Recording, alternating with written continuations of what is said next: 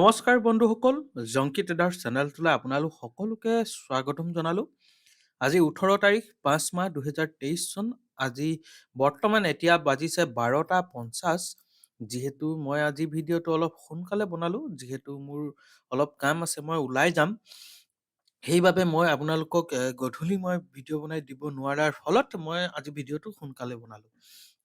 এতিয়া কথা হ'ল, কালি আপোনালোকে দেখিলে আমাৰ যি ষ্ট্ৰেটেজি বা আমাৰ যি ছেটআপ, সেই ছেটআপে যোৱাকালি আমাক এল দিলে আৰু সেই প্ৰপাৰ ছেটআপ, সেই ছেম ছেটআপ মই আজি পুনৰবাৰ পালোঁ। আজি মই পালোঁ প্ৰায় আপোনাৰ 9:30ত মই পালোঁ আৰু 9:30ত মই এটা এণ্ট্ৰি ল'লোঁ আৰু সেই এণ্ট্ৰিটোৱে এটা সুন্দৰ প্ৰফিট আমাক দিলে। আপোনালোকে দেখিলে যে মাৰ্কেট যদি আজি কওঁ, মাৰ্কেট আজি গেপ আপ অপেন হ'ল। গেপ আপ অপেন হোৱাৰ পাছত মাৰ্কেট ক'লৈ গ'ল? মাৰ্কেট গ'ল ৰেজিষ্টেঞ্চলৈ, আৰু ৰেজিষ্টেঞ্চত আমি কি কৰিম? আমি চেল কৰিম। এটা সুন্দৰ এণ্ড পাৰফেক্ট ফৰ্মুলা, আৰু তাৰ পৰা আমি সুন্দৰভাৱে আমি প্ৰফিট বুক কৰিলোঁ। আৰু কেনেকৈ কি হ'ল, মোৰ P&Lটো আপোনালোকক এবাৰ দেখাই দিছোঁ। মোৰ P&Lটো এনেকুৱা ধৰণৰ, মই 9:30ত 30 বজাৰ পিছতেই মই লগালগ এটা এণ্ট্ৰি লৈছিলোঁ, 161ত লৈছিলোঁ।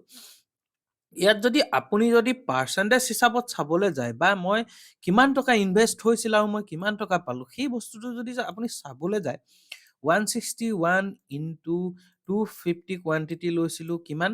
40,250 টকা ইনভেষ্ট হৈছিলে, আৰু মোৰ লাভ হ'ল কিমান? আৰু মোৰ লাভ হ'ল, এয়া চাওক মোৰ পজিশ্যন, মই বিক্ৰী কৰিলোঁ 215 টকাত, 13,366 টকা। মানে আপোনালোকে যদি ক'বলৈ যায় 30%ৰ ওপৰত মই পাবলৈ সক্ষম হ'লোঁ। আপোনালোকক জনাওঁ যে এনেকুৱা নহয় যে আপুনি সদায় প্ৰফিট হ'ব, সেইটো কেতিয়াও নহয়। আপোনাৰ কেতিয়াবা লছ হ'ব, কেতিয়াবা প্ৰফিট হ'ব। কথা এটাই যে আপুনি ডিচিপ্লিনত কাম কৰিব লাগিব। প্ৰত্যেক দিনাই এটা ছেটআপতে একেভাগে ট্ৰেড কৰি থাকিব লাগিব। আপুনি তেতিয়াহে তাৰ ৰিজাল্টটো পাবগৈ। মোৰ শক্তিটো বা মোৰ কথাটো এনেধৰণে, তাৰপিছত পুনৰবাৰ আকৌ এবাৰ মাৰ্কেটে ট্ৰেড এটা দিলে। সেই ট্ৰেডটো দিলে প্ৰায় 11:50ত দিলে, আৰু সেই ট্ৰেডটো বৰ্তমানো এতিয়া যদি আমি ক'বলৈ যাওঁ যে ইয়াৰ ৰিস্ক ৰিৱাৰ্ড কিমান দিলে, এতিয়ালৈকে যদি ক'বলৈ যাওঁ 1:2ৰ ওপৰতটো দিছে। যদি মই ক'বলৈ যাওঁ, হয় 1:2ৰ ওপৰত বৰ্তমানলৈকে দি গ'ল। আপোনালোকে চাওক, এইটো হ'ল ইয়াৰ টাৰ্গেট, বৰ্তমানলৈকে দি গ'ল। মই যিহেতু এটা যদি সুন্দৰ প্ৰফিট হয়, মই সেই দিনটোত মই আকৌ দ্বিতীয়টো ট্ৰেড মই কেতিয়াও ট্ৰাই নকৰোঁ। যি কি নহওক, এটা কথা মনত ৰাখিব, মাৰ্কেট ওপৰত আছে, মাৰ্কেট টপত আছে, অল টাইম হাই আশে-পাশে আছে, অল টাইম হাইত আছে। আৰু মাৰ্কেটৰ ইয়াৰ পৰা মুভ কি হ'ব? না শ্বাৰ্প ডাউন চাইডত আহিব, না ওপৰ চাইডলৈ যাব। ওপৰ চাইডেও নগৈও ই টাইম স্পেণ্ড কৰিব, আপোনাৰ প্ৰিমিয়ামটো ডিকে কৰিব, ডিকে কৰাৰ পিছত এটা সুন্দৰ মুভ দিব। মই এটা কথা বুজো যে যদি আপুনি অপশ্যন বাইং কৰিবলৈ হয়, আপুনি ৰখি অপশ্যন বাইং কৰাটো অসম্ভৱ। আপুনি মাত্ৰ মমেণ্টাম ট্ৰেডিং বা যিটো পাইছে আপুনি সেইটো লওক।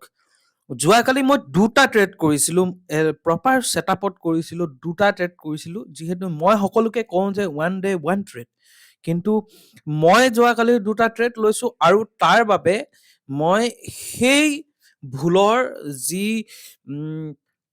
ভুলৰ মই সাধিছোঁ। মানে সেই ভুলটোৱে কি কৰিলে? সেই ভুলটোৱে কালি প্ৰায় 15,000 ওচৰত মোক লছ কৰি দিলে। কিন্তু একো কথা নাই, আজি প্ৰায় 13,000 ওপৰত দিলে, 2,000 টকা মাইনাছ হৈ আছে। 2,000 টকাটো এটা ট্ৰেডৰ কাম, এটা ট্ৰেডত মোৰ হৈ যাব। কিন্তু মই আপোনালোকক এটাই কথাই ক'ম, যদি ষ্টপ লছ দিয়ে সঠিক জেগাত, ষ্টপ লছত আপোনালোকে এক্সিট হ'ব। তেতিয়াহে আপোনাৰ কেপিটেল বাচি থাকিব, তেতিয়াহে আপোনাৰ সাইকলজিটো ভাল হৈ থাকিব, তেতিয়াহে আপোনাৰ দমটো থাকিব, তেতিয়াহে আপুনি ট্ৰেড কৰিব পাৰিব। এটা কথা মনত ৰাখিব, ট্ৰেডিং আপুনি তেতিয়ালৈকে কৰিব নোৱাৰে যেতিয়ালৈকে আপুনি ডিচিপ্লিন নহয়। এতিয়া কেনেকে হ'ম, কিদৰে হ'ম, কেতিয়া হ'ম? আৰু এই যদি সকলোবিলাক প্ৰশ্নৰ উত্তৰ লাগে তেনেহ'লে আপোনালোকে আমাৰ ইয়াত ২৭, ২৮ আৰু ২৯ মে'ত দুলীয়াজানত অনুষ্ঠিত হ'ব জংকি ট্ৰেডাৰ অফলাইন ক্লাছ। আপোনালোকে তাতো যোগদান কৰিব পাৰে। এটা কমপ্লিট ট্ৰেডাৰ হোৱাৰ এটা কমপ্লিট প্ৰচেছ আপোনালোকক আমি প্ৰদান কৰিম। যদি আপোনালোকে বিচাৰে অংশগ্ৰহণ কৰিব পাৰে। আৰু ২০ তাৰিখ ইয়াৰ লাষ্ট ডেট। আমি আশা কৰোঁ আপোনালোকে ৰেজিষ্ট্ৰেশ্যন যিসকলে কৰিলে তেওঁলোকক প্ৰায় ৪-৫টাকৈ লিংক দিয়া আপোনালোকক ভিডিঅ' দিয়া হৈছে। সেই ভিডিঅ'কেইটা আপোনালোকে ইমানেই ভালদৰে চাওক। আৰু ট্ৰেডিং ভিউ নামৰ এটা এপ আছে, এই ট্ৰেডিং ভিউ এপটো আপুনি ডাউনলোড কৰি ইয়াক সম্পূৰ্ণভাৱে চাই লওক। ধন্যবাদ। আজিৰ ভিডিঅ'টো ইমানখনতে সামৰণি মাৰিলোঁ। আপোনালোকৰ দিনটো শুভ হওক।